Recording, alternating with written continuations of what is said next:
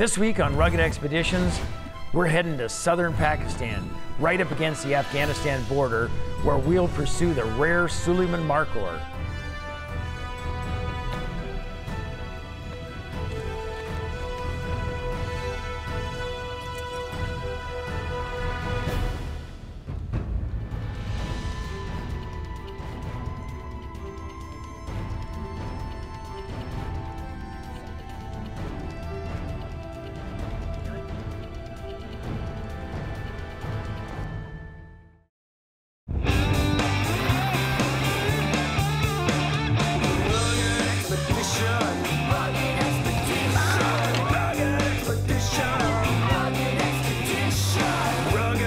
This episode brought to you by Global Rescue, there when you need us the most.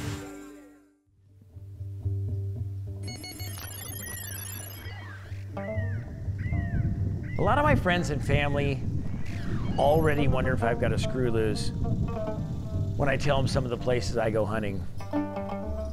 So I really didn't know how I was going to explain to them all that I was going to Pakistan to hunt while the war in Afghanistan was raging right next door. It's nice and clear. It's a little too cold for those of us that brought the clothes that we were told to bring, which was, it'll probably be about 50 degrees most of the time. And I'd say it's closer to about 20 degrees right now. So luckily though, I think we're gonna be hiking up in the mountains, so we should be working up a sweat in no time, so we'll see. Because of the difficulty in traveling to Pakistan, J Alain Smith had to opt for a local cameraman to document his hunt, as opposed to his usual crew.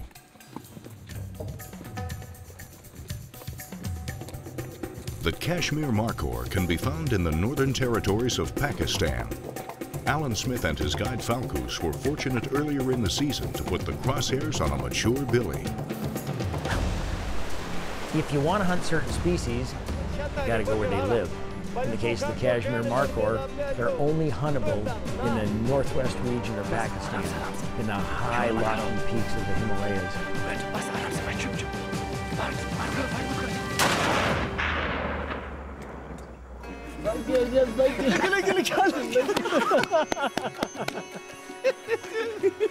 We got him!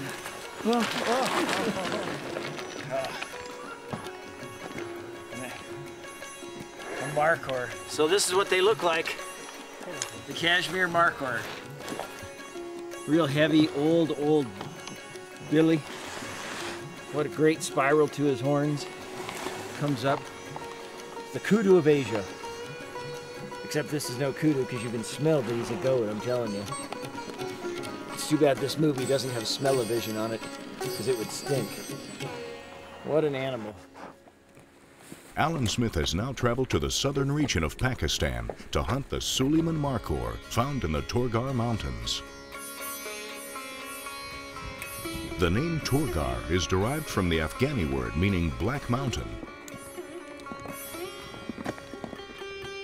Torgar can be found east of the Indus River, and its length is roughly 25 to 30 miles long, with an average height of about 8,000 feet above sea level. The Torgar Mountains can be described as rocky with narrow gorges. The harsh environment only allows a few trees to grow in the dry, rocky hills. The only road that crosses Torgar from Darband to Thakat is 52 miles. Thakat is on the Karakoram Highway, which is also known as the Silk Road. The Silk Road is a series of network routes used for trade and cultural interactions.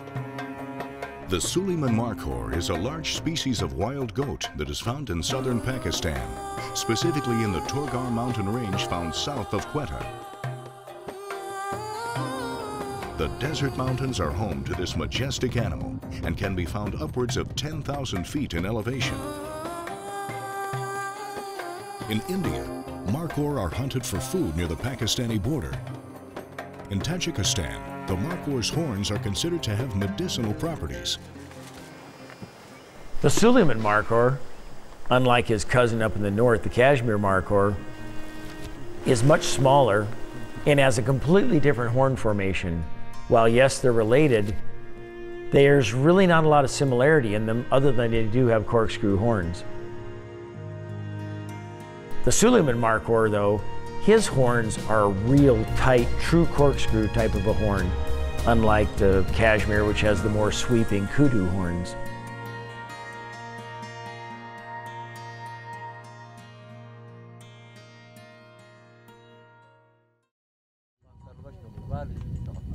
The Torgar Mountains, found in Pakistan, are craggy and dry.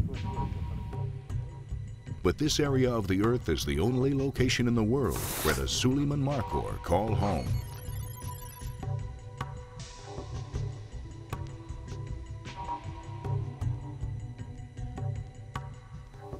We're back here on another adventure. We're here in Pakistan. We're in the Torgar Mountains. See, we've got a little dust in the snow, which makes it a little easier to see our prey of the day, which is the Suleiman Markhor. You can see there's not a lot for them to eat, but they're surviving and doing real well here, so we're looking forward to the hunt. My friend and I, Dennis Anderson, have come all the way around the world from Los Angeles. 57 hours of travel to get here. We finally made it. We get to sleep on a real bed tonight instead of in an airport, so we're really looking forward to that. Should be an exciting hunt, and we'll see in a little bit. The Markhor are classified as endangered, as there are only fewer than 2,500 mature individuals. Ironically, hunting this rare specimen is beneficial in preserving their longevity. A conservation effort was made by the Fish and Wild Game Department to allow hunters limited access to these animals. In turn, the government can then monetize from the tags given and use the funds to preserve further growth of the species.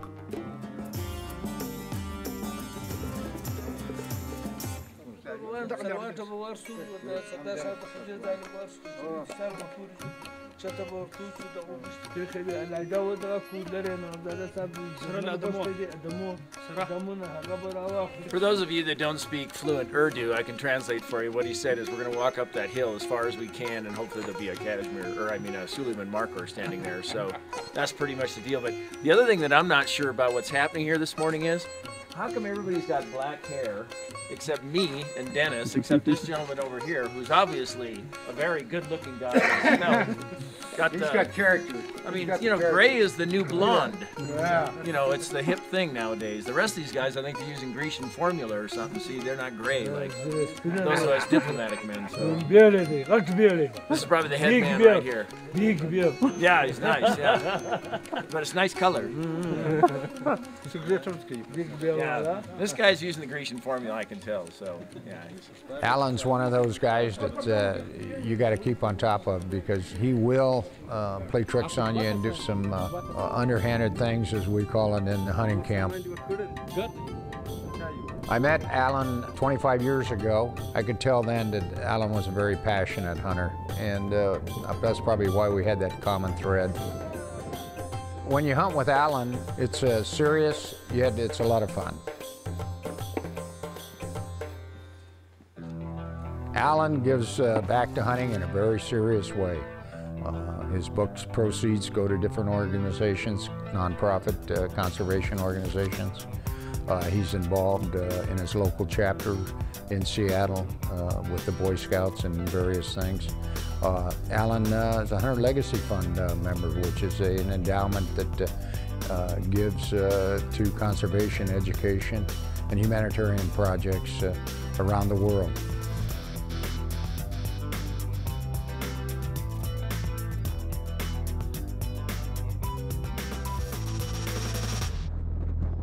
In Pakistan, your guides insist that they carry your rifle, and you're not in a position to argue. This really is a dream come true. Getting to hunt in Pakistan. Markhor.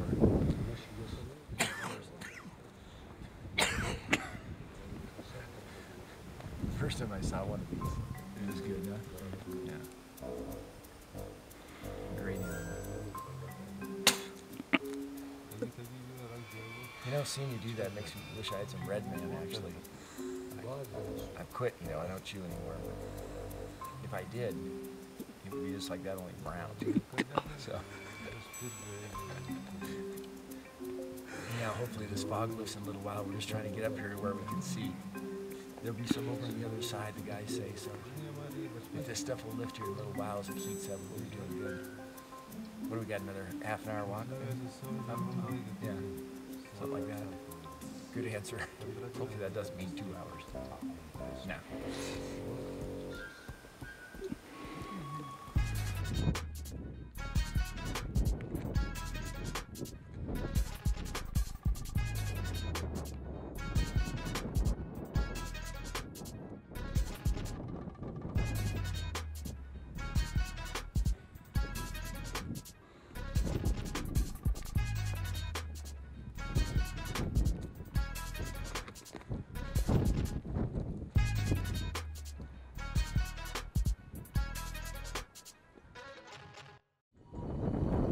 Traversing the steep, jagged mountains of Pakistan, Alain Smith and crew are in pursuit of the Suleiman Markhor.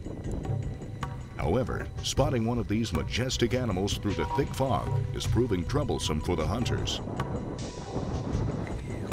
I've been 2 hours from camp. We're gonna stay here for a while. The fog's still here, but it should lift any minute. It's getting warmer. It's 10:30. Looks like we have a fire. Sweet. The going's a little bit steep, but the really steep stuff's on this other side where these Markhor are. So hopefully when this fog lifts, they'll start to come up and feed around and get up from their beds. They don't like this fog no more than we do, I suppose, but they can't see nothing. So hopefully here in a little while we'll be up looking down in here, and they're gonna come up and come out and feed and put the whammy on a, well, it's not a chamois, we'll put the whammy on the Markhor this time. Getting up to a place out of the wind, we were all cold, we needed to get some shelter, get settled down. The guys wanted to get a fire going, all the wood was wet. So I volunteered a couple pages out of my journal just to use as fire starter. A possible great story reduced to fire paper.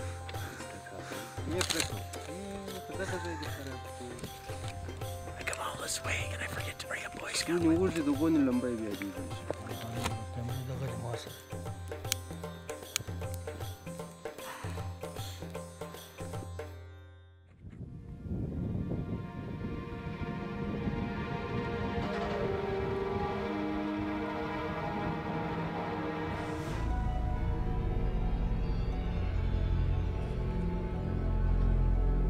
We'd all been glassing the far ridges where we'd seen quite a few mature male Markhors, but nothing really of the quality that the guys insisted that we hold out for.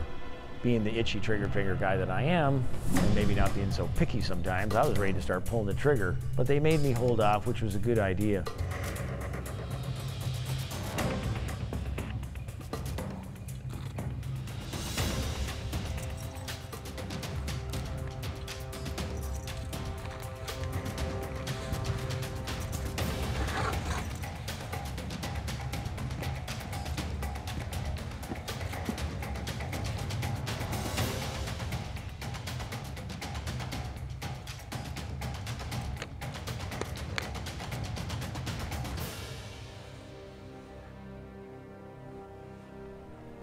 All of a sudden, as we're looking across the canyon, directly below us, 3 males come out all by themselves.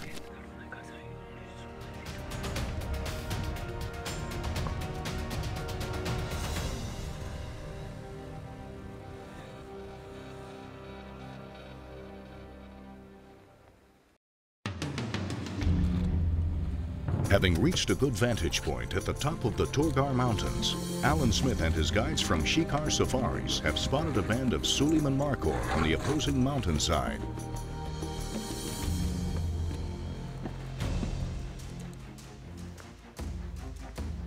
PK, my guide, grabbed me by the arm and said, "Down, down."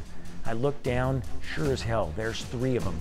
The problem I had was that the 2 smaller ones had already come around the big boulder, but the big one was only showing his horn tips. So we had to be patient and wait him out. Wait for him to step out from behind that rock. Okay. Yeah. The white one? I see the second one. The third one is behind the rock. Behind him? Yeah. Okay. Now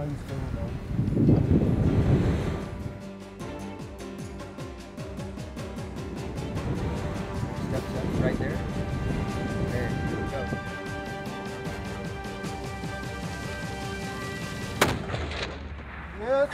Yes!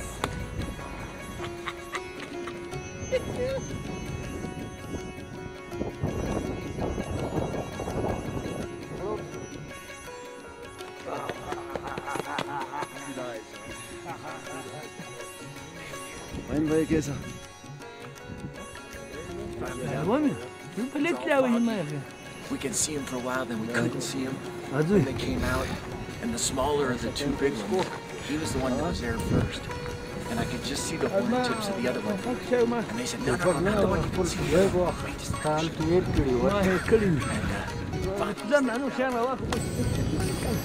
oh, that was great. Well, let's go see what he looks like up close.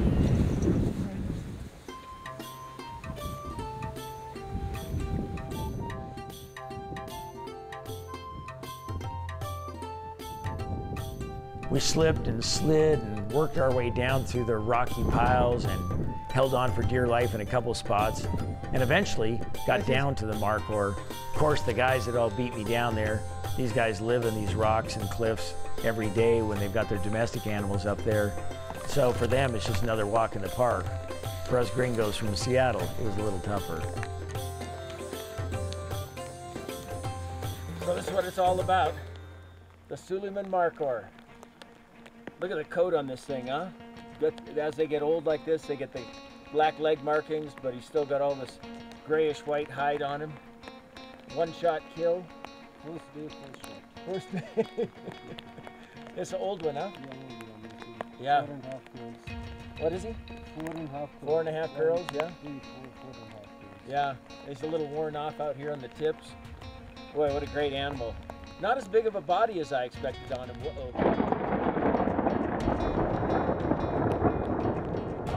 Is that Alain? He's not mad at us, is he?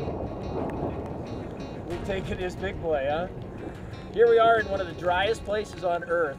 What's the average rainfall, like an inch a year or something? Yeah. Maybe something like that, and we hit it just in time to catch the 1 inch it's going to rain all year. So anyhow, what a tremendous animal. Thanks a million for having me here at your place. After more than 30 years of waiting, the Conservation Force was able to secure the first Suleiman Markhor CITES permits from the U.S. Fish and Wildlife Service on June 2nd, 2014. Alan and 2 other hunters were successful in importing their trophies into the U.S. as a result of this groundbreaking decision. This positive change will allow more hunters to travel to hunt in Pakistan in the future and bring much-needed revenue to the local people who have been protecting this species for decades.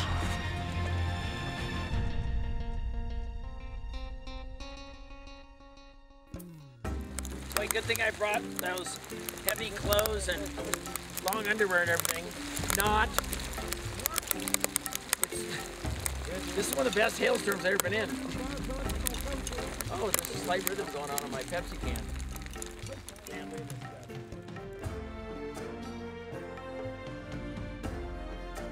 It just goes to show you that people are the same wherever you go in the world. Everybody has the same basic needs. They want to make a living, they want to have a family, they want to eat good. And the average guy's not looking for trouble, he's looking to enjoy himself. I made so many new friends with all my guides and the other people in the villages. I wouldn't have any fear about returning to Pakistan tomorrow. Great place to go, and we're all on the same page when it comes to the basics of life.